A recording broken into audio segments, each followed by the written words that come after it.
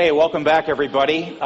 We're getting ready to start with our next presentation now, who is Maurizio Baiata, who has come all the way from Italy to be with the Congress today and to share some never-before revealed information, first-person accounts about Colonel Philip Corso.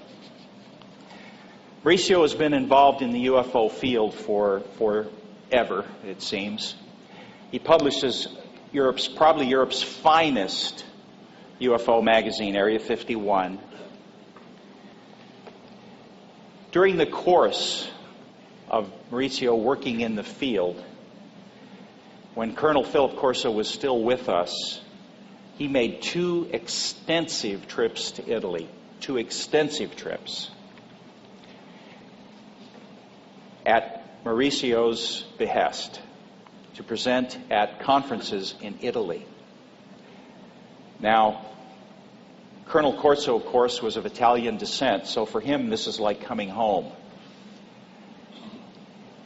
And he revealed a lot of information there that is generally unknown here. The Congress has tried to get Maurizio to come. Most of you know at least on two other occasions. Now, both of those times, the real reason he didn't come was because he was threatened with severe legal actions and, ladies and gentlemen, honest to God, even with bodily harm if he were to come to the United States.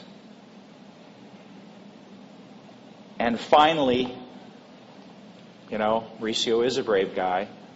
And finally, he said, essentially, to hell with it.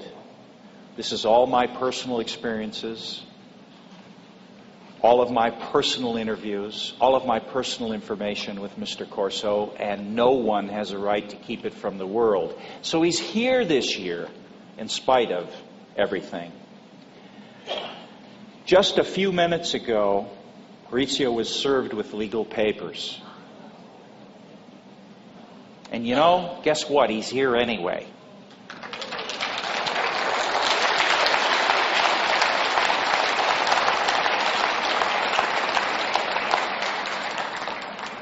And you are going to get an amazing presentation today, ladies and gentlemen, from Maurizio. I want to point one thing out to you. The attorney of record on these legal papers is William A. Kent. And he is acting on behalf of Corso Holdings, LLC. I also want you to know this. The Congress has also been served with legal papers. Not this year, but during the past years when we had attempted to get Maurizio to come over. And interestingly enough, the papers that we were served and sent from Mr. William A. Kent, Esquire, originated from the fax machine of UFO magazine.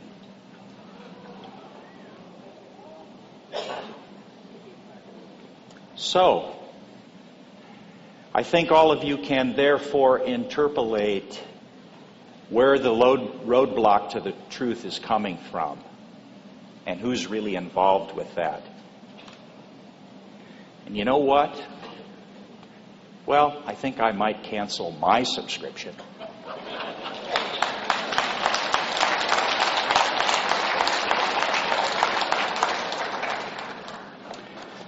All right, so now you know. Ladies and gentlemen, the man, Maurizio Baiata.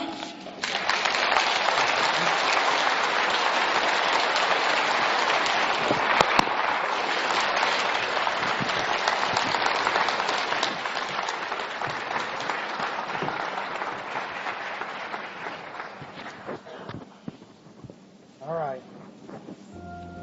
First of all, excuse me for my not perfect English. It's okay, it's okay. When my father first arrived in this country, where I have to go? Tell me where. Maurizio's not coming. We're getting technical help.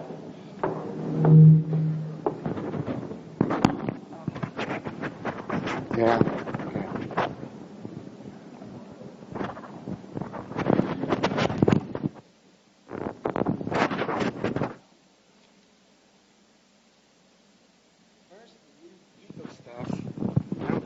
This is okay. This we can take care of right away. Yeah.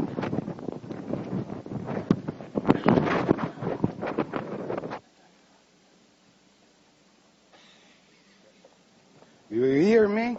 Yeah. Okay, good. All right. So I was talking, I was saying something about my father. My father first arrived in this country in 1902, more than a century ago. He just arrived from a city from Sicily called Marsala. Those were the times where the immigrants of Italy had the dream of establishing themselves in this country, in the United States, as millions of other people were doing from all over the world. My father spent 50 years of his life in the United States, and then he got back to Italy. That was 1949. He remarried, and that's why I'm here.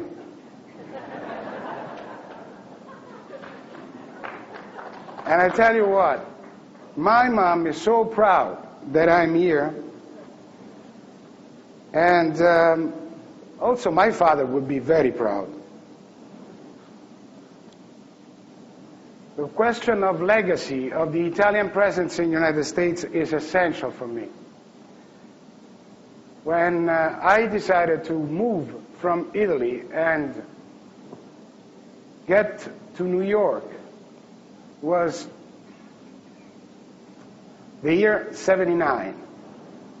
And I was a young, fresh journalist, rock and roll journalist, to be more exact.